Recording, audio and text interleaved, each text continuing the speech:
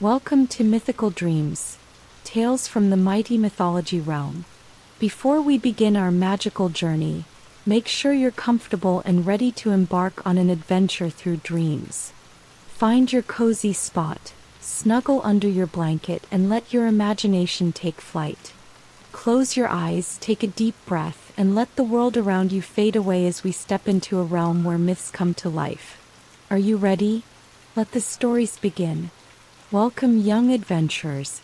Tonight I'm going to tell you a very special story about a man named Odysseus, the clever king of Ithaca. This isn't just any story, though. It's a story full of daring adventures, magical creatures, and tricky challenges that will make you think and wonder just what will happen next. It's a story that has been told for thousands of years, and tonight, you're going to hear it like you've never heard it before. Odysseus wasn't just any ordinary man. He was known far and wide for his clever mind and quick thinking. He loved puzzles, riddles, and always trying to outsmart anyone who tried to trick him. But even though he was smart, Odysseus had to face many dangers on his journey home from a long war. A journey that took him far away from his family and his beautiful island of Ithaca. In this story, you'll follow Odysseus as he sails across the deep blue seas, visits strange islands, and faces creatures you've only heard of in stories. There are giants with only one eye, monsters that live in the sea, and even a magical sorceress who can change people into animals. Odysseus will need all his cleverness to escape these dangers and make his way home. But it's not just the dangers that make this journey special. Odysseus also has to learn something very important.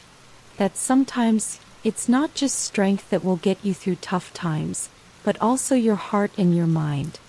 This story is not just about adventure. It's about finding the way back to what really matters. So sit back, get cozy, and imagine you're sailing along with Odysseus. Picture the sea waves splashing against the ship, the salty air in your face, and the feeling of excitement as each new island comes into view. What will happen when Odysseus meets a giant who has only one eye? Will he find his way through the stormy seas? And most importantly, will he ever get home to see his family again?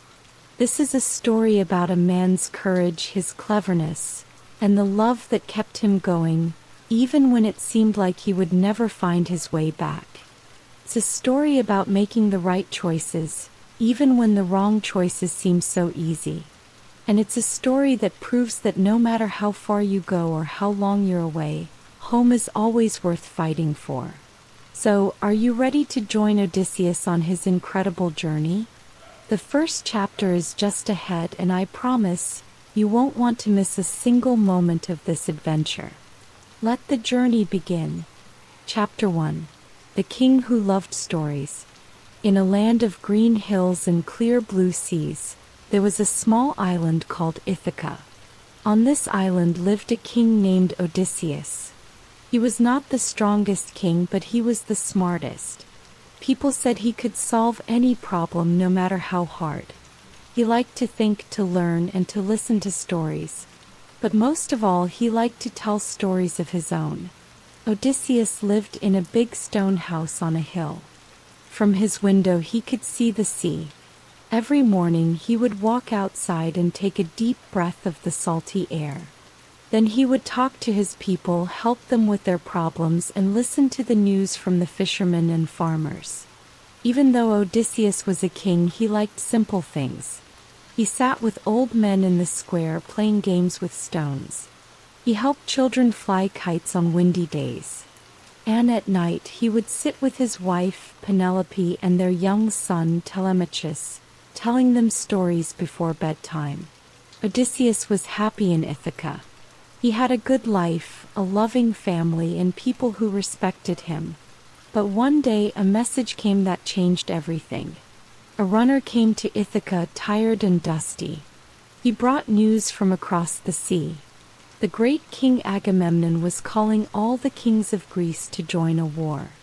A prince from Troy had taken Helen, the queen of Sparta.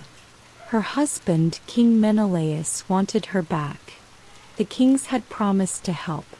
Odysseus did not want to go. He loved his home and did not care for war. But a promise was a promise. He had once promised to help if there was trouble, and now the time had come. So he hugged Penelope and Telemachus. He told them to be strong, and he promised to return. Before he left, Odysseus walked to the edge of the sea. He looked at the waves and whispered, "Keep me safe. Bring me home again." Then he sailed away with his men. The war in Troy lasted for many years. Odysseus fought bravely, but he always thought of home. He missed Penelope's voice and Telemachus's laughter. At night he told stories to his men around the fire. He told them about Ithaca, about the wind in the olive trees, and about the soft hills where sheep grazed. Odysseus was not only a good fighter but also a clever thinker. When the war seemed like it would never end, he had an idea. He asked his men to build a giant wooden horse. It was big enough to hide many soldiers inside. Then they left the horse outside the gates of Troy and sailed away, pretending to give up. The people of Troy saw the horse and thought it was a gift. They pulled it inside the city walls. That night, while the Trojans slept, Odysseus and his men climbed out of the horse. They opened the gates for the other soldiers who had returned. By morning the war was over. Odysseus had helped win the war, but he did not feel proud. He felt tired. He only wanted to go home. He said goodbye to the other kings and set sail with his men. They sang songs as they left Troy. The sky was bright and the wind was strong. Odysseus smiled. "We are going home," he said. "But the sea is not always kind, and the gods were watching." As the ship moved through the waves, a storm began to grow. The sky turned gray. The wind howled like a wild animal. The waves grew taller than houses. Odysseus held the ropes and shouted to his men, "Stay strong. We will not fall." They fought the storm all night. When the sun rose, the sea was calm again, but they were far from home. The islands they passed were strange. The winds blew in circles, and the stars did not look the same. Odysseus stood at the front of the ship and said, "The journey will be long, but we will not stop. I will see Ithaca again." And so began the long journey home. Each night Odysseus told his men a story. Sometimes he spoke of the gods. Sometimes he spoke of monsters. But often he told them stories of Ithaca. The smell of the grass after rain, the taste of honey from the hills, the sound of Penelope singing. The men listened and smiled. The stories gave them hope. Far away on the island of Ithaca, Penelope waited. Every day she looked out at the sea. She watched the waves and listened to the wind, hoping to hear the sound of sails. And little Telemachus grew, waiting for the day when he would hear his father's voice again. Odysseus did not know how far he would go or what dangers he would face. But in his heart he kept a picture of home. He held on to it tightly, because stories can keep a light burning in the dark. And the story of Odysseus was just beginning. Chapter 2. The Secret of the Giant Wooden Horse. The war in Troy had gone on for 10 long years. Every day soldiers fought on the hot, dusty fields outside the city. The walls of Troy were tall and strong, and no army could break through. The Trojans were brave, and they had many smart leaders of their own. The Greeks, including Odysseus and his men, had grown tired and homesick. They missed their families, their homes, and the simple life they had left behind.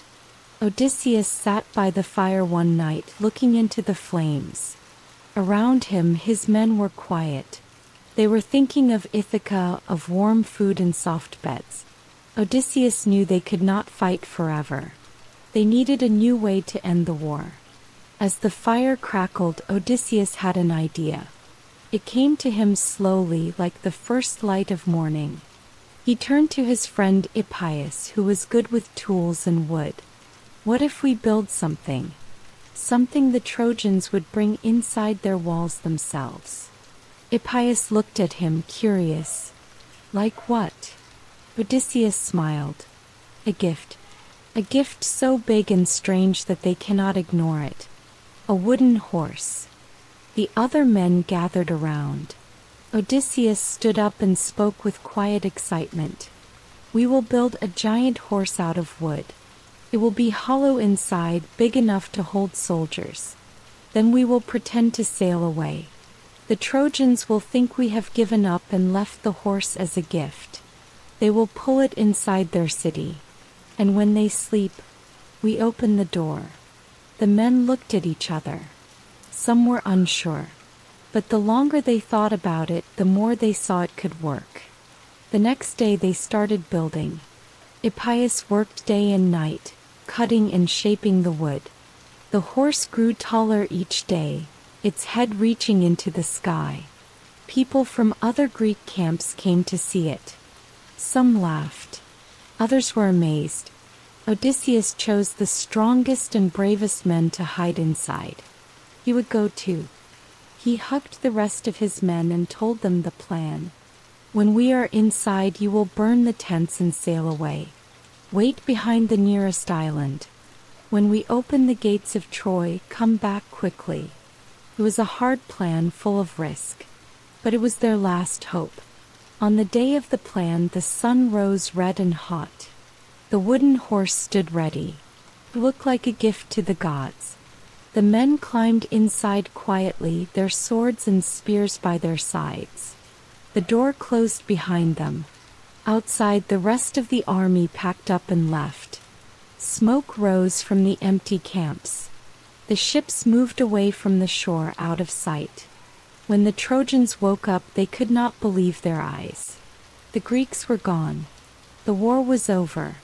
They ran out of the city and saw the giant horse. Children danced around it.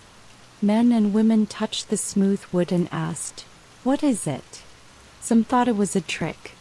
A Trojan priest named Laocoon shouted, "Do not trust the Greeks. They leave gifts with lies inside."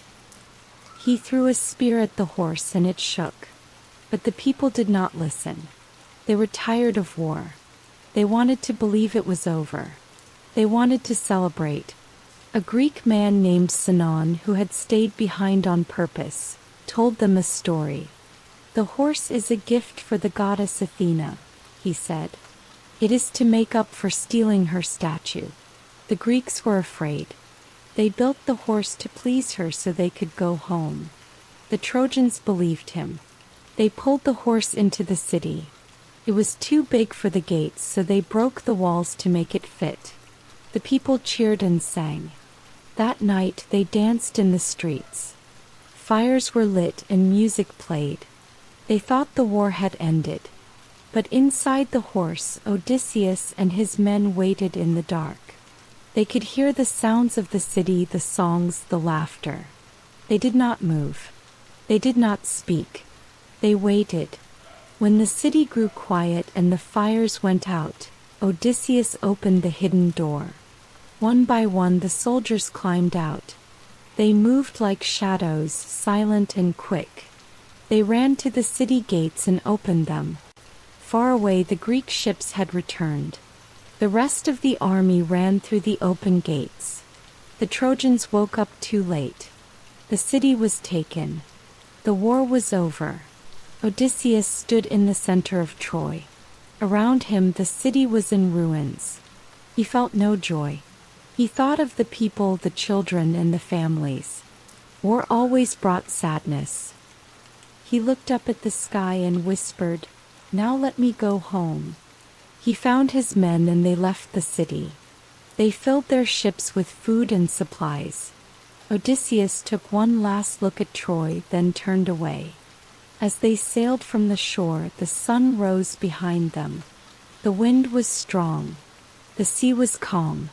Odysseus closed his eyes and saw Ithaca. He saw Penelope weaving at her loom. He saw Telemachus playing with a wooden toy. He smiled. But far above, in the halls of the gods, some were not pleased. The god Poseidon, ruler of the sea, was angry. Odysseus had hurt his son the Cyclops in the war. Poseidon decided to punish him.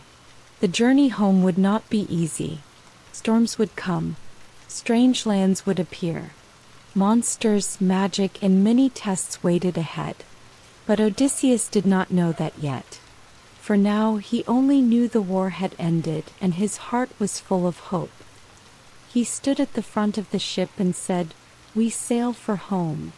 And the ship moved forward into the unknown.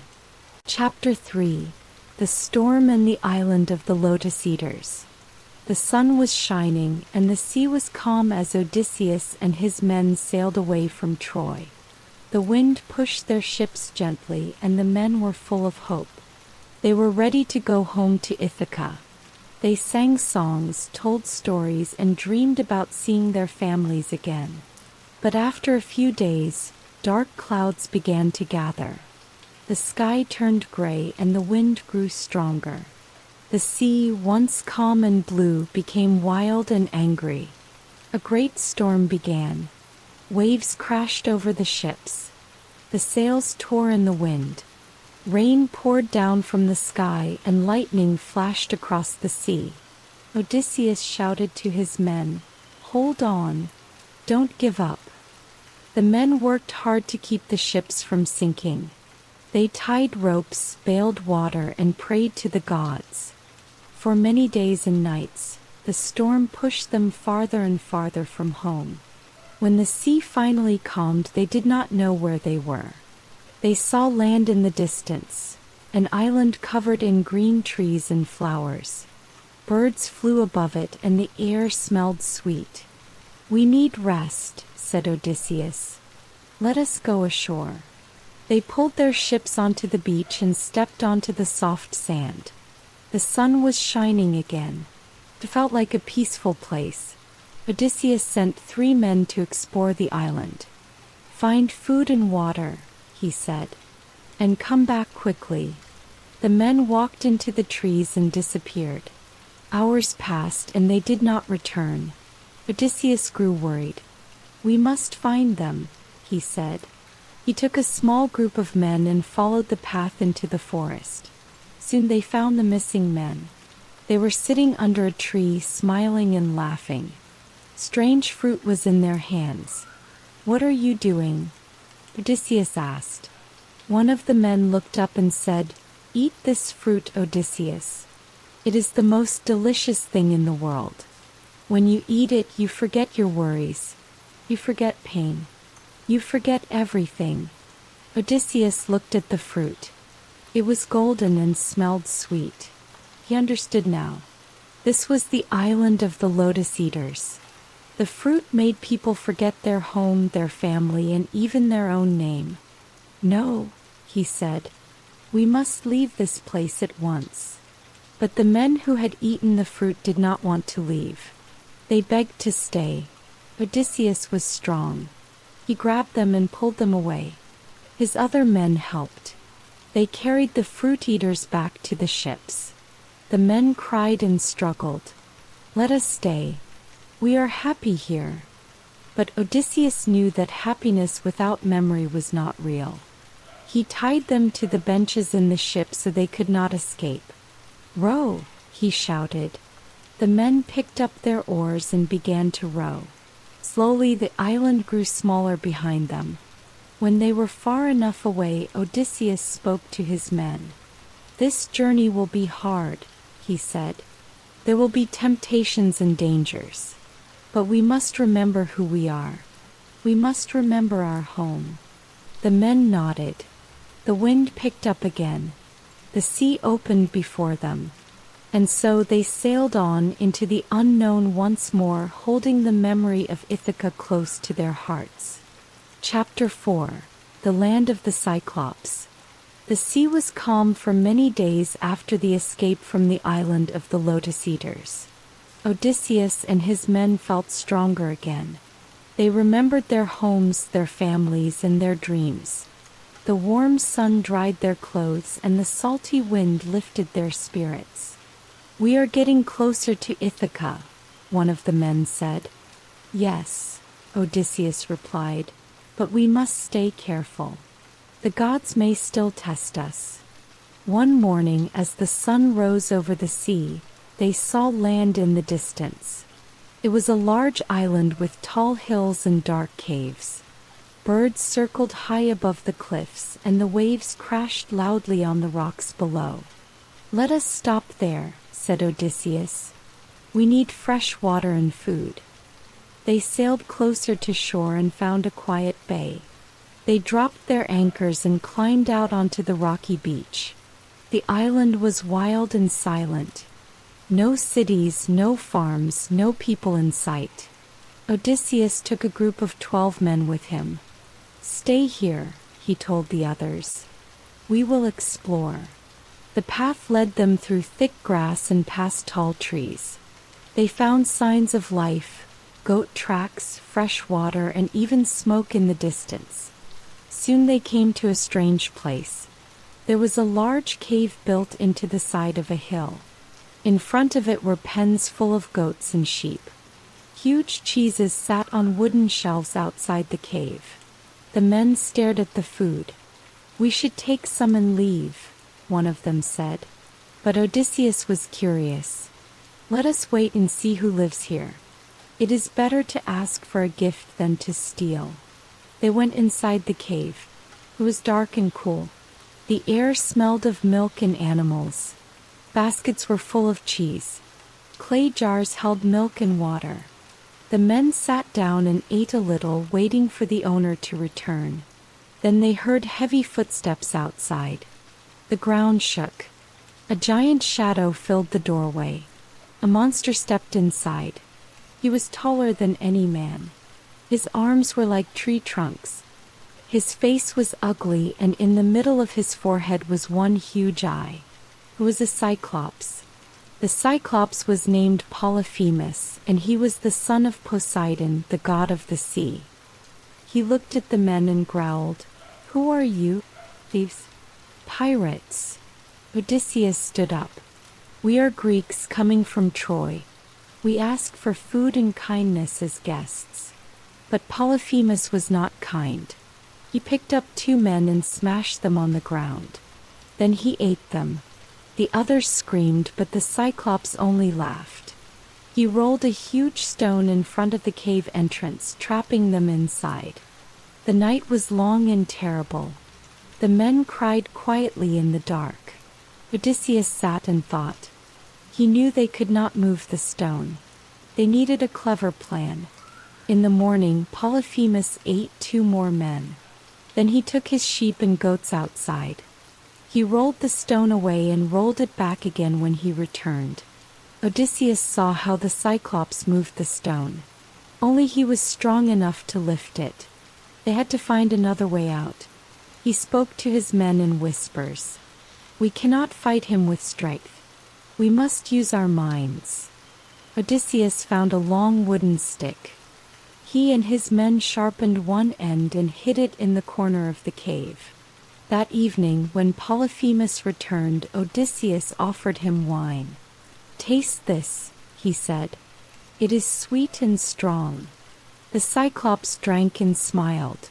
"What is your name?" he asked. Odysseus replied, "My name is Nobody." Polyphemus laughed and drank more. Soon he fell asleep. Quietly, Odysseus and his men picked up the sharp stick. Together they pushed it into the Cyclops' eye. Polyphemus screamed. He cried out in pain and kicked over jars and baskets. He shouted for help. Other Cyclopes on the island heard his cries and came to his cave. "What is wrong?" they shouted. Polyphemus yelled, "Nobody is hurting me." The others laughed. "If nobody is hurting you, then you must be fine." They left. Odysseus smiled. The plan had worked, but they were still trapped inside the cave. The stone still blocked the door. The next morning, Polyphemus groaned in pain. He opened the cave to let his sheep out. He felt their backs to make sure no men were escaping. Odysseus tied each man under a sheep's belly.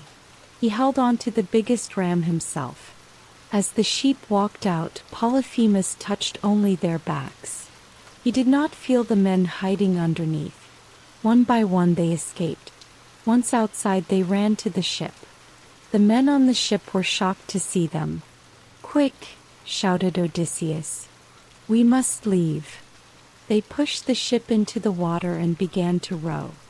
From the shore, Polyphemus heard their voices. He came running, blind and angry. "I will find you," he screamed. "You will not get away." Odysseus could not help himself. He stood up on the ship and shouted, "If anyone asks who hurt you, tell them it was Odysseus of Ithaca." Polyphemus roared. He picked up a huge rock and threw it toward the sound. It splashed into the sea, nearly hitting the ship. The waves rocked the boat, but the men kept rowing. Polyphemus lifted his arms to the sky.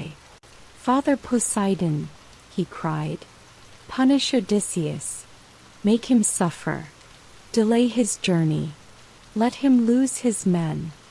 The sea grew dark again. Odysseus sat down and held his head. He knew he had made a mistake. He had angered the god of the sea. So he was proud that they had escaped. He had saved his men with cleverness, not strength. "We are not safe yet," he told his men. "There are more trials ahead, but we will face them together." And the ship sailed on, away from the land of the Cyclops, into the open sea once more. Chapter 5. The Enchanted Island of Circe. After leaving the island of the Cyclops, Odysseus and his men sailed for many days. The sea was quiet, but the men were still shaken. They had lost friends and their hearts were heavy. Each day Odysseus looked to the sky and prayed for a safe path home. One evening the sky turned orange and pink as the sun began to set. A gentle wind guided the ship toward a small island surrounded by soft blue waters. Birds flew in the sky and sweet smells floated through the air. "This place looks peaceful," said one of the men. Odysseus nodded. "Let us stop and rest. But we must be careful. Not everything that looks safe truly is." They dropped anchor near the shore and stepped onto soft sand. The island was full of green trees, bright flowers, and strange animal sounds. Odysseus split the group in two. One group would stay with the ship. The other, led by a brave man named Eurylochus, would explore the land. Eurylochus and his men followed a path through the trees. After some time they came to a clearing with a large house made of stone. Around it were wild animals, lions, wolves, and bears. But these animals did not attack. They wagged their tails like friendly dogs and sat calmly. The men were amazed. "What magic is this?" A beautiful woman came out of the house. She wore a long dress that shimmered in the sunlight, and her golden hair flowed down her back. "Welcome, travelers," she said kindly. "Come in. Eat, drink, and rest." The men were tired and hungry. They followed her into the house. She gave them sweet food and cool drinks. But something was wrong. As soon as they finished eating, the woman raised a wand. She said strange words, and in an instant the men began to change. Their arms and legs shrank, their faces stretched, and their voices turned into grunts and squeals. She had turned them into pigs. Only Eurylochus had not entered the house. He had stayed outside, worried. When he saw his friends change, he ran back through the forest, his heart pounding. He reached the ship and cried, "Odysseus, the woman on the island is a witch. She turned our men into animals." Odysseus stood up. "I must go and save them." "No," Eurylochus shouted. "You will be trapped too." But Odysseus would not listen. "I must try. They are my men. I will not leave them." He walked into the forest, alone and brave. On the path he met a shining figure. It was Hermes, the messenger god. "Odysseus," said Hermes, "I have come to help you. The woman you seek is Circe. She uses magic to trick and trap men. Take this plant. It is called moly. It will protect you from her spells." Odysseus thanked Hermes and took the plant. He kept it hidden in his hand as he walked to the stone house. Circe saw him and smiled. "Come in, traveler. Eat and rest." Odysseus sat and ate, but the plant kept him safe. When Circe raised her wand to cast her spell, nothing happened. He stood up and drew his sword. "Free my men or you will pay." Circe was surprised. No one had ever escaped her magic before. She bowed her head. "I see now you are no ordinary man. You must be Odysseus. The gods have spoken of you. I will return your men to their true form." She waved her wand again, and the pigs turned back into men. They were confused and tired but happy to see Odysseus. "Come," said Circe. "Stay with me. Rest. You are safe here." Odysseus agreed, but only for a short time. The men stayed on the island for many days. Circe was kind to them now. She gave them food and clean clothes. They laughed again and forgot their pain.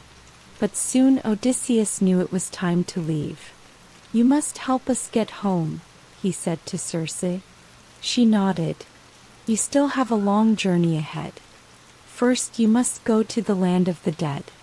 There you will speak with the spirit of the blind prophet Tiresias. He will tell you how to reach Ithaca." The men were afraid. "The land of the dead? Must we really go there?" Odysseus said, "Yes. If that is the way, we will go." Circe gave them food for the trip and told them how to find the dark place beyond the edge of the world. The next morning the ship sailed again.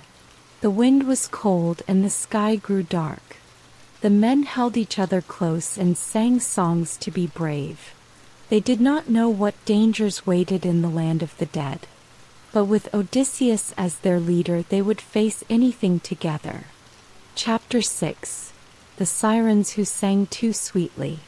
The sea was calm again, and Odysseus and his men sailed happily across the sparkling waves. Their hearts were full of hope because they were closer than ever to home, to Ithaca. The sun was shining, the breeze was gentle, and the smell of salt water filled the air. But Odysseus knew something important. Even though they had been lucky on many of their adventures, the gods were always watching, and they could be tricky. The sea was full of dangers, some that could never be seen until it was too late. One day, as the ship sailed on, Odysseus saw a strange sight. There was a beautiful island ahead. The land was lush with trees, and the sound of the waves crashing on the shore seemed peaceful. But something was different. It wasn't just the island that caught his attention. It was the sound. At first it was soft. A sweet, beautiful song that floated through the air like a soft breeze. It was so sweet, so magical, that Odysseus felt a pull in his heart. The men too started to listen. The song sounded like a lullaby, so gentle, so inviting. As they sailed closer, the song grew louder and clearer. It sounded like someone calling to them with voices so sweet that they almost couldn't resist. The men looked at one another with confused, excited eyes. The song seemed to promise something wonderful, something that would make all their troubles disappear. But Odysseus had heard of this danger before. His wise mind remembered the tales of the sirens, creatures whose songs were so beautiful that no sailor could escape them. Once a ship came near, the sirens would lure the sailors to the rocks, and the ship would crash, never to be seen again. "Men, listen to me," Odysseus said, his voice calm but serious. "I know this island. These are the sirens. Their songs are dangerous. We must not listen to them, or we will never make it home." His men didn't understand. How could something so beautiful be dangerous? They could hear the song now, and it was so inviting that they felt as if they needed to hear it more and more. Their hearts ached to know what the song would say next. "Please, Odysseus, let us hear the song," one of the men begged. "We're so close to home. Maybe this will be the last time we sail. We deserve to know what the sirens are singing." Odysseus shook his head. "No, it's too dangerous. We must be smart." He turned to the men and made a plan. "I will tie myself to the mast of the ship," he said, "and you will put beeswax in your ears so you can't hear the song. Do not listen no matter how tempting it is. No matter how much I beg, do not untie me." The men agreed, though they were unsure. They didn't understand why something so beautiful could hurt them, but they trusted Odysseus. As the ship sailed closer, Odysseus ordered his men to stop their ears with beeswax. They couldn't hear the beautiful song, but they could see the way the water shimmered and the trees on the island swayed in the breeze. It was all so peaceful, so calm, and the song was getting louder. Then Odysseus heard it too. It was like a magic spell, so sweet and perfect. It sounded like the voices of angels calling him to come closer. The voices promised him all his dreams would come true, that he would be happy forever, that his journey would finally be over. "Untie me," Odysseus cried out. "I can't resist. Let me go to them. I want to hear more." But the men remembered what Odysseus had told them. They didn't listen to his words, even though they could see the pain in his eyes. They knew he was struggling, but they kept the ship sailing straight ahead. They kept their course, even as the siren's song filled the air with magic. "Keep going," Odysseus shouted. "Please, untie me. Let me hear more." But the men kept rowing. The ship moved forward, and the island with its sweet, sweet song began to fade into the distance. Slowly, the song became softer and softer, until it was nothing more than a whisper on the wind. The magic faded, and the men began to relax. Odysseus, still tied to the mast, had stopped shouting. His eyes were wide with wonder. He had almost given in to the song, almost forgotten the danger. But his men had been strong. They had kept their promise. Finally, when the song had completely faded away, the men stopped rowing. They looked at Odysseus, who was still tied tightly to the mast, and saw that he was calmer now, though he still looked a little sad. "Untie me," Odysseus said gently. "You did well, my friends. You saved us. The siren's song is powerful, but you were stronger. Now we can continue our journey." The men untied him and smiled, glad that they had followed his plan. They had escaped the danger, and they were once again sailing safely across the sea. Odysseus sat down, feeling thankful and a little wiser. He knew that even the most beautiful things could be dangerous if they were not understood. Sometimes it wasn't enough to listen to your heart. You had to listen to your mind and trust those around you. As they sailed on, the men were quiet, reflecting on the strange experience. The sea was calm again, but they knew that they would face many more challenges before they could finally return home. But for now they were safe, and that was enough. Chapter 7: Between the Crashing Rocks. After escaping the sirens and sailing far from their dangerous song, Odysseus and his men sailed on, feeling proud of themselves. But the sea had many more surprises, and the journey home was still long. There were more challenges ahead, and Odysseus knew they needed to stay strong and smart if they wanted to make it back to Ithaca. One evening, as the sun began to set, Odysseus stood at the edge of the ship, looking at the horizon. His eyes were tired, and his heart longed for home. He could almost see Ithaca in his mind. his wife Penelope waiting for him and his son Telemachus growing up without him. He couldn't wait to hold them again. But there was still so much to face before they could get home. As the ship sailed, the men grew quieter. They had sailed through stormy seas, encountered fierce monsters and met strange creatures, but there was one more dangerous place ahead. A place that scared even Odysseus. The ship was sailing through a narrow, rocky passage in the sea. On either side, tall cliffs rose up, sharp and jagged. The waves crashed against the rocks and the wind howled like a wolf. The path ahead was difficult, and it looked as if the ship might not make it through. "This is it," Odysseus said softly. "We must be careful. The rocks here are called the crashing rocks, and they are known for destroying ships. Many sailors have tried to pass, but none have made it through." The men looked at each other worried. They had already faced so much, and now they were about to face these dangerous rocks. But Odysseus was not one to give up easily. He was clever, and he had always found a way through tricky situations. This time he would do the same. "We must stay calm," Odysseus said, trying to sound confident. "Trust me, I will guide us through." The ship moved slowly, the waves pushing them toward the rocks. On the left side of the passage, a huge rock jutted out of the sea, sharp and dangerous. On the right, another rock loomed large, waiting to smash anything that came too close. Odysseus's mind was racing as he studied the rocks. He knew he couldn't steer the ship between them by himself. It would take a team effort, and they would have to move fast. If they were not careful, the ship would be crushed, and all their hard work would be for nothing. "I will speak to the gods," Odysseus whispered. "They are our only hope." He closed his eyes and prayed to the gods, asking for their help. He knew they had been watching over him in the past, but he also knew that the gods could be tricky. Sometimes they helped and sometimes they made things worse. Still, there was no other choice. As Odysseus prayed, the winds began to change. The air felt cooler and the waves seemed to settle down a bit. The ship, though still at the mercy of the sea, seemed to be moving more easily.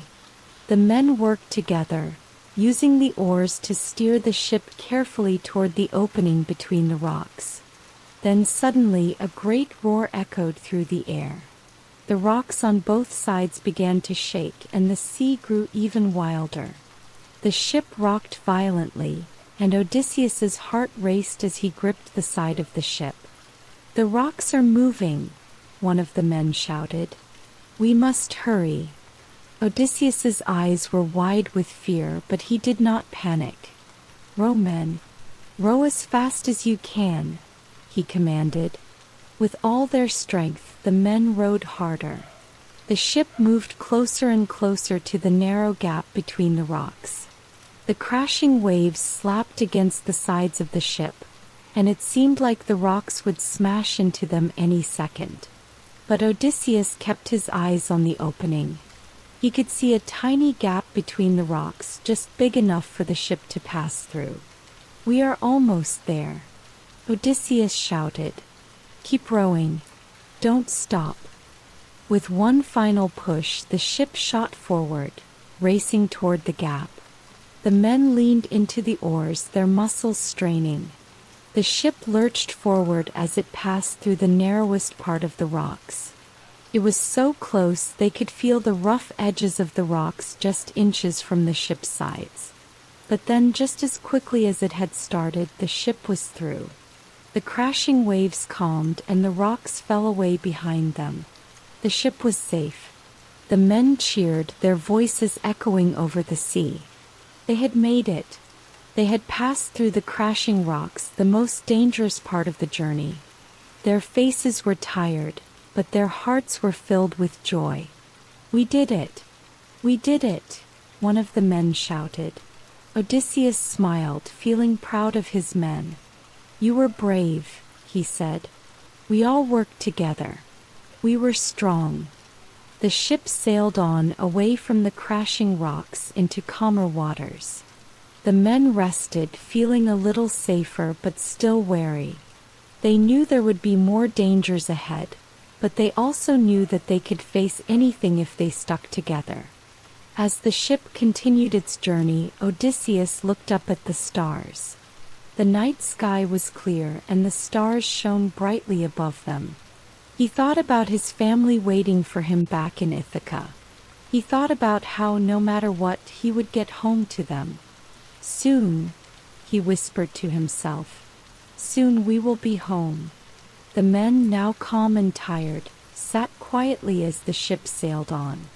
They could see the land in the distance, far away but getting closer. But for now they were safe, and that was enough. And so Odysseus and his men sailed through the night, their hearts filled with hope and determination.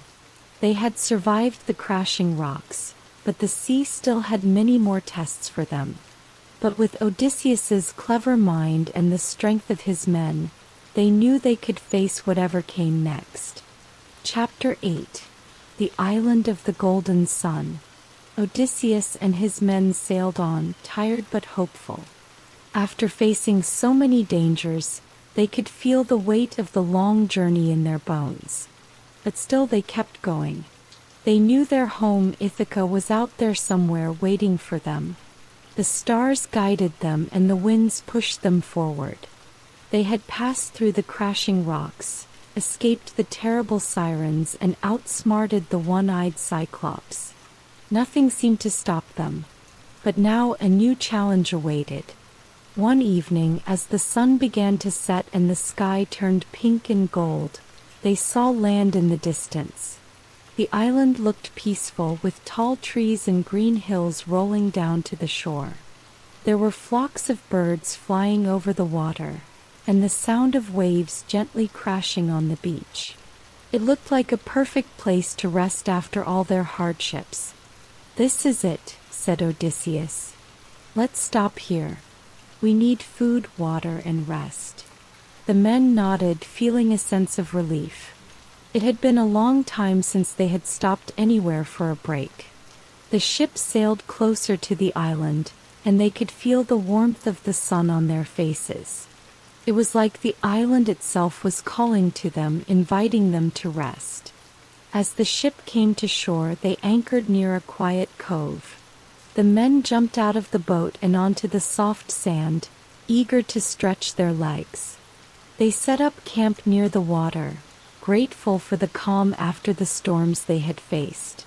The island felt safe and welcoming, and for the first time in a long while, they allowed themselves to relax. But as the night began to fall, something strange started to happen. The golden light from the setting sun seemed to linger in the sky, casting an unusual glow over everything around them. The air felt warm and sweet, almost like the island itself was alive. Odysseus looked around, sensing something was different about this place. He could hear the soft rustling of the trees, but there was no wind. The birds had stopped singing, and the sea was unusually quiet. It was as if time had slowed down. "I don't like this," Odysseus said, his voice low.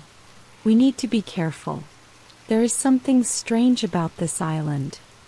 The men listened to him, their faces full of concern. They knew that Odysseus had always been cautious and clever, so when he said something felt wrong, they paid attention. The next morning, after a quiet and uneventful night, Odysseus decided to explore the island. He took a few of his men with him and told the rest to stay near the ship. As they walked inland, they saw golden flowers growing everywhere. The air smelled sweet and fresh, and the trees were covered with bright, shining fruit. It was the most beautiful place they had ever seen. But there was something else, something that didn't feel quite right. The golden light from the day before seemed to glow even brighter now, and the land seemed to sparkle under the sunlight. Odysseus felt a strange sensation, as if the island was calling to him. It felt like something powerful was hidden there, but he didn't know what. The trees were tall and twisted, their leaves shimmering in the golden light. The ground beneath their feet felt soft and warm, as if the earth itself was alive. They walked for hours, admiring the beauty around them, but Odysseus couldn't shake the feeling that they were being watched. He stopped and turned to his men. "Stay close," he said. "Something is not right. We must leave before it's too late." But just as they were about to turn back, they came across a strange sight. In the middle of a clearing there was a large, shining altar. It was made of smooth, golden stone, and it seemed to glow even brighter than the rest of the island. On top of the altar were golden bowls filled with food, bright, shining fruit, fresh bread, and sweet-smelling meat. It looked like a feast laid out just for them. The men were hungry and the food looked so tempting. They were tired from their journey and had not eaten well in days. But Odysseus hesitated. He knew better than to trust anything on this island. He turned to his men. "Do not eat the food," he warned. "This may be a trick. We don't know who put it here or why." But one of the men, his name was Eurylochus, was so hungry that he couldn't resist. "Just a bite won't hurt," he said. "We've been through so much and this food looks so good. We deserve a rest." Odysseus tried to stop him, but it was too late. Eurylochus took a piece of the golden fruit and bit into it. The others, seeing him, decided to follow. One by one they took the fruit and began to eat. At first, everything seemed fine. The fruit was sweet and the bread was soft. They felt full and satisfied. But soon a strange feeling came over them. Their limbs felt heavy and their minds grew fuzzy. They began to feel sleepy, as if they were sinking into a deep, peaceful slumber. Odysseus watched in horror as his men slowly fell to the ground, one by one. He realized the terrible truth. This island was cursed. The food was magical and it was meant to trap them. It was the work of the god Helios, the sun god, whose sacred cattle were kept on the island. Those who ate the food would fall into a deep sleep, never to wake again. "Not my men," Odysseus muttered, shaking his head. "I will not let this happen." He grabbed his sword and ran to the altar. He could hear the soft murmurs of his men as they slept, unaware of the danger. But Odysseus was not so easily fooled. He knew what had to be done. First, he knelt by the altar and whispered a prayer to the gods. He asked for their help in lifting the curse and saving his men. Then he carefully took a small piece of the golden fruit and held it up to the sky. The sun shone brightly, and the light seemed to shimmer and sparkle around him. He closed his eyes and focused all his strength on breaking the spell. For a moment nothing happened. The island seemed as still as before. But then slowly the golden light began to fade. The air grew cooler and the golden glow of the island dimmed. The ground no longer felt soft beneath his feet, and the trees no longer seemed to shimmer. The spell was lifting. Odysseus ran back to his men and shook them gently. "Wake up," he cried. "Wake up, all of you." One by one the men began to stir. Their eyes fluttered open and they blinked in confusion. They didn't remember how they had fallen asleep or what had happened, but they were all safe again. "We must leave this island," Odysseus said. "It's cursed and it's not safe for us here. We will go back to the ship and sail away." With the curse lifted, the men gathered their things and made their way back to the ship. The island that had seemed so peaceful and beautiful now looked dark and threatening. The golden light was gone, and the trees seemed to loom over them like silent watchers. As they sailed away from the island, Odysseus looked back one last time. He felt a sense of relief wash over him, but he also knew that the gods were testing him. The road home was long and he could not let his guard down. They had survived the island of the Golden Sun, but there were still more challenges ahead. As the ship sailed into the distance, Odysseus whispered to the wind, "We will make it home, my men, no matter what." And with that they sailed on, away from the island and into the unknown.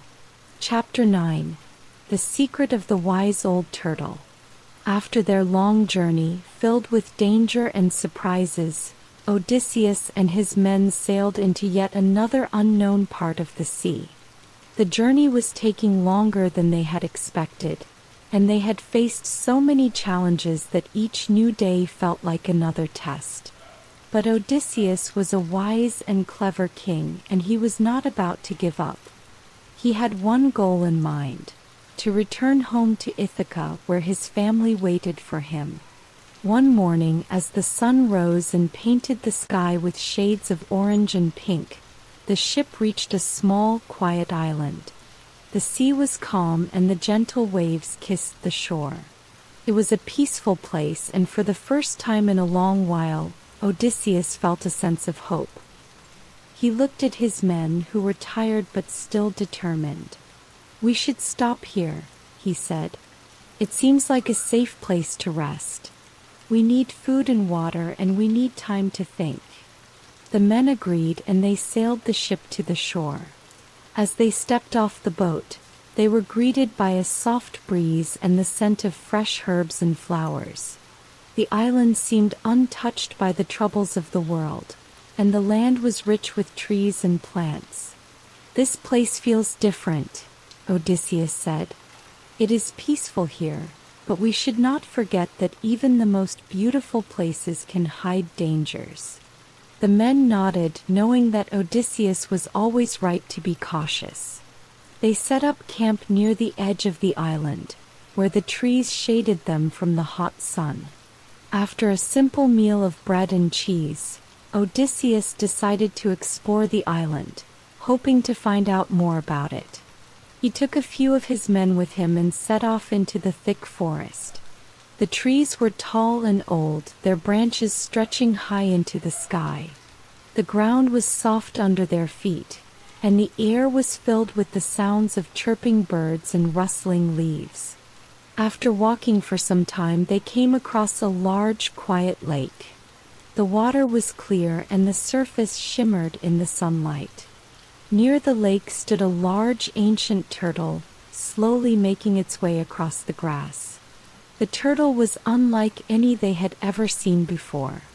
It was old, wise-looking, and its shell was covered in strange symbols that seemed to glow faintly. "Look," said Odysseus. "This turtle is no ordinary creature. It seems to carry some kind of secret." The men stood in awe, staring at the turtle. They had never seen anything like it before, and they felt a strange sense of wonder. Odysseus approached the turtle carefully, kneeling down beside it. "Who are you?" he asked. "What is your secret?" To his surprise, the turtle spoke in a calm, deep voice. "I am the wise old turtle, and I have watched over this island for many years. I know the secrets of the land and the sea, and I have seen many travelers come and go." The men gasped in surprise. How could a turtle speak? Odysseus, always curious, asked, "What is the secret of this island? What can you tell us about the way home?" The turtle looked up at Odysseus with its ancient eyes. "The path home is long and filled with challenges, but I will share with you what I know. The sea can be unpredictable, and the gods will test you many times before you reach your goal. But if you are clever and kind, you will find your way." Odysseus thought carefully about the turtle's words. "We have faced many challenges already," he said, "but we are still far from home. Can you help us?" The turtle nodded slowly. "There is a hidden path that will take you closer to your home, but only those who understand the balance between strength and wisdom can find it." Odysseus listened closely. "What must we do to find this path?" he asked. The turtle's voice became even quieter, almost like a whisper. You must first understand the importance of patience and trust. The journey is not just about reaching your destination. It is about what you learn along the way. Trust in your friends and trust in yourself. Odysseus thought about this for a moment. He had always been clever, but he knew that sometimes wisdom and patience were just as important as strength. You must also be careful not to anger the gods, the turtle continued. They watch over you and their moods can change in an instant. Respect their power, but never let fear control you. Odysseus nodded. Thank you, wise turtle, he said. Your advice will guide us. The turtle smiled gently, its eyes sparkling with ancient knowledge. Remember, Odysseus, the journey is just as important as the destination. And sometimes the answers you seek are not found in the distance you travel, but in the choices you make along the way. With that, the turtle turned slowly and began to move toward the water, disappearing into the lake as quietly as it had appeared. Odysseus and his men stood in silence for a moment, thinking about the turtle's words. They had learned many lessons on their journey, but this was a new one. It reminded them that the road home was not just about getting there quickly.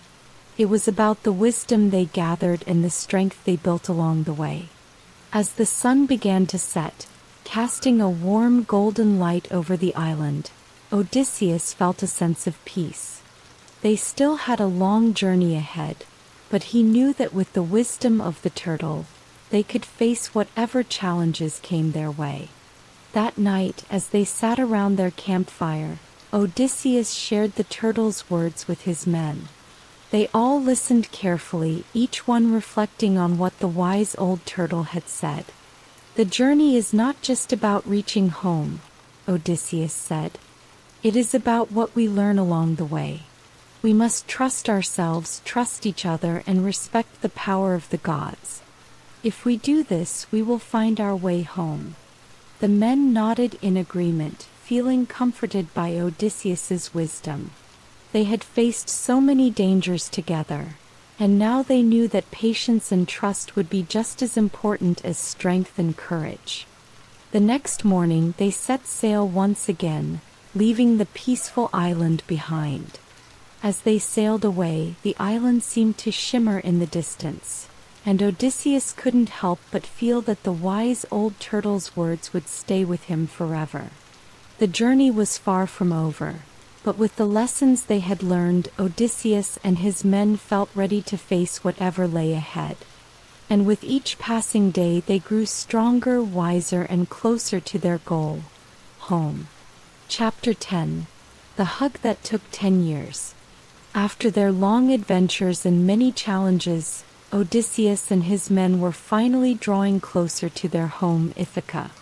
It had been a long and difficult journey, full of strange creatures, powerful gods, and unexpected twists. But through it all, Odysseus had never given up. He had led his men with bravery and wisdom, always finding a way to overcome the dangers they faced. And now, after so many years, they could almost see the shores of their homeland in the distance. It was early in the morning when they first spotted the familiar rocky coastline of Ithaca. The sky was clear and the sea was calm, as if the gods themselves were giving them a peaceful passage after all the trials they had endured. The men were filled with excitement, their hearts light with hope. "We're almost there," one of the men said, his voice full of joy. Odysseus stood at the bow of the ship, staring at the island he had longed to see for so many years. The waves gently lapped against the sides of the ship, and the wind blew softly through his hair. It had been a long time since he had felt such peace. "Yes," he replied quietly. "We are almost home." But even though they were so close, Odysseus knew that there was one last challenge waiting for him. He had learned many lessons along the way, but the hardest one would come now, returning home to a world that had changed in his absence. As the ship approached the shore, the men grew more and more excited. They spoke of their families, their homes, and all the things they would do when they finally returned. But Odysseus remained quiet, his mind filled with thoughts of his wife, Penelope, and his son, Telemachus. He had missed them both so much, but he wondered if they would still recognize him after all these years. When the ship finally reached the shore, Odysseus and his men climbed out onto the rocky beach. They stood there for a moment, taking in the familiar sights and smells of their homeland. It was the same land they had left all those years ago, but it felt different now. Odysseus's heart raced with a mixture of joy and nervousness. "We're home," one of the men said, a smile on his face. "Yes," Odysseus whispered, "but there is much to be done." The first thing Odysseus did was go to the nearby temple to offer thanks to the gods. He knelt before the statue of Athena, the goddess of wisdom, and prayed for the safe return of his family and the peace of his home. He had been away for so long, and he knew that he could not return without showing gratitude for all that had been given to him. "Thank you, goddess," he said softly, "for guiding me through all the dangers, for protecting my men, and for bringing me home." After his prayers, Odysseus went to the palace, eager to see his wife and son. He could hardly believe that he was standing in front of the grand doors that led to the place he had once called home. The palace seemed just as he remembered it, though a little older and worn by time. But as he approached the door, he hesitated. What if Penelope had changed? What if Telemachus didn't recognize him? What if they had moved on without him? He stood there for a moment, unsure of what to do. Then he took a deep breath and knocked on the door. The sound of footsteps approached, and the door slowly creaked open.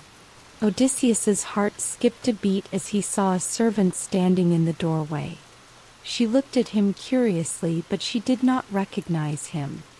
"Who are you?" she asked. "What do you want?" Odysseus smiled. "I am Odysseus, your king," he said, though he knew the words would be hard to believe.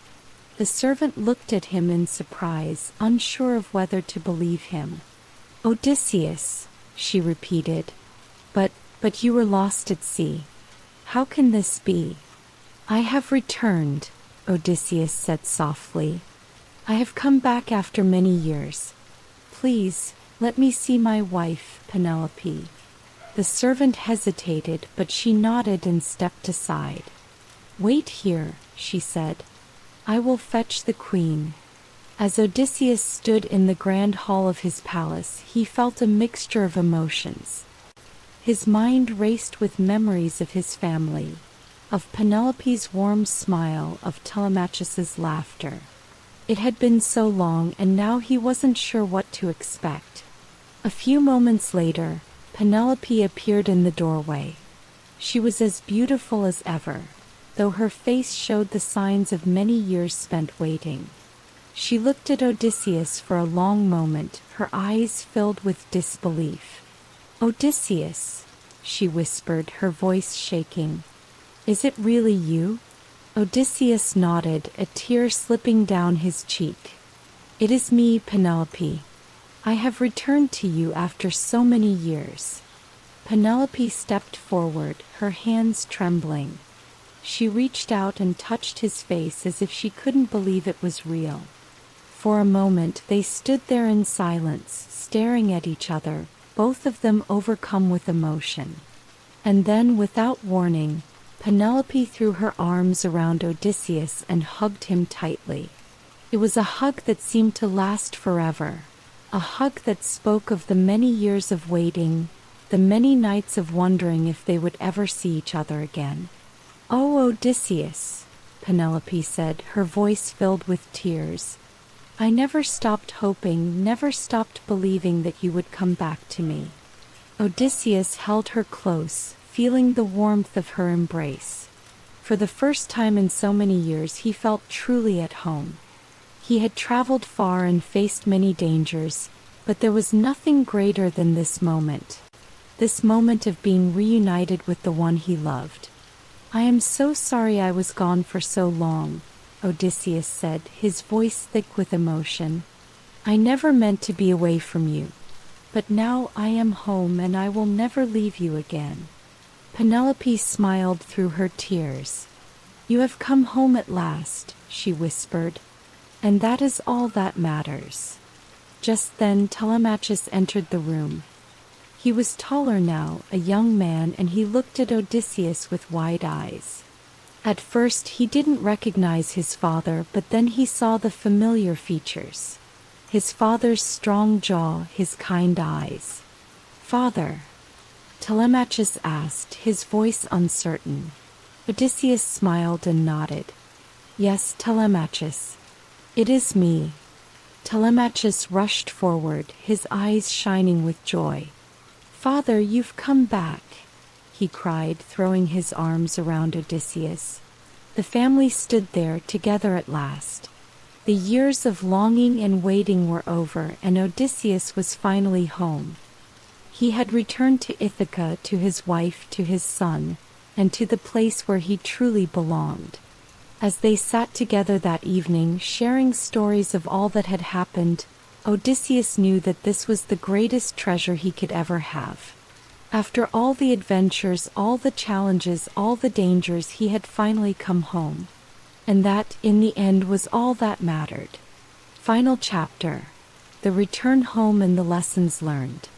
After many years of sailing through storms, meeting strange creatures and solving tricky puzzles, Odysseus finally made his way back home to Ithaca.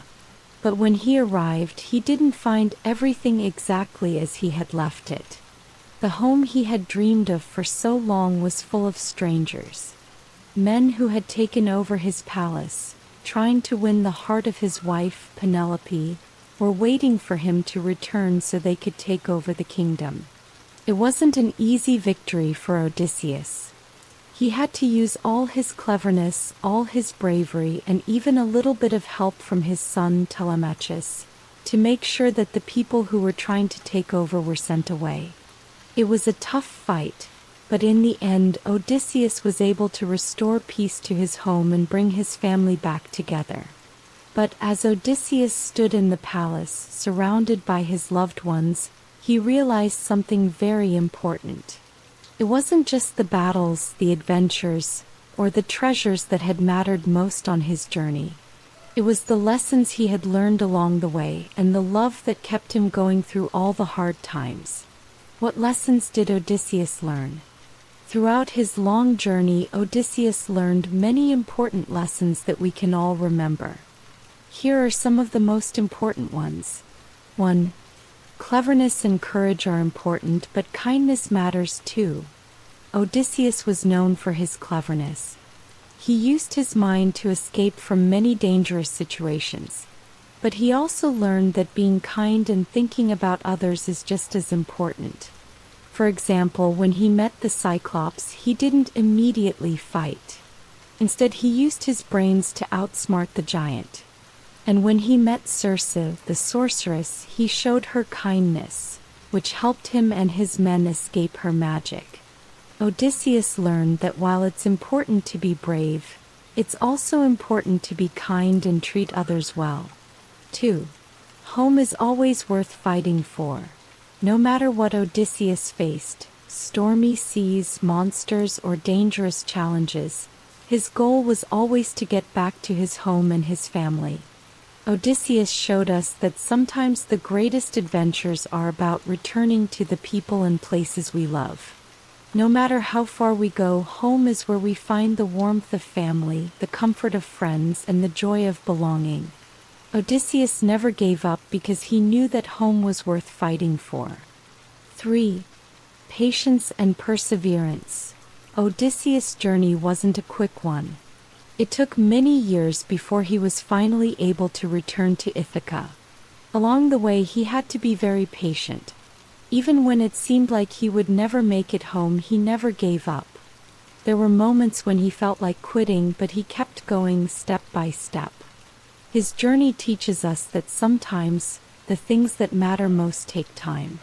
Patience and perseverance are what help us keep going even when the road is long. 4. The power of teamwork. Throughout his journey, Odysseus worked with his men, and they worked together to survive the many challenges they faced. Whether it was escaping from the Cyclops or sailing through the crashing rocks, they helped each other and used their strengths as a team.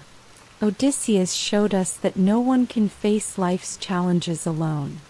We need our friends and family to help us, and together we can achieve great things. 5. It's important to learn from mistakes. Odysseus wasn't perfect. There were times when he made mistakes, like when he told the Cyclops his real name and angered Poseidon, the god of the sea. This mistake cost him even more trouble on his journey. But what was important is that Odysseus learned from his mistakes. He realized that being clever doesn't always mean you're perfect, and sometimes the best way to grow is by learning from the things that go wrong. It's okay to make mistakes as long as we try to do better next time. The true meaning of adventure. Odysseus' adventures were exciting and full of action. But the greatest adventure of all was the journey he made within himself. He learned about what truly matters: love, patience, kindness, and courage.